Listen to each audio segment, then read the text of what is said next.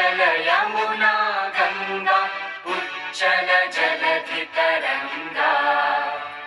तव शुभ नामे जागे तव शुभ आशीष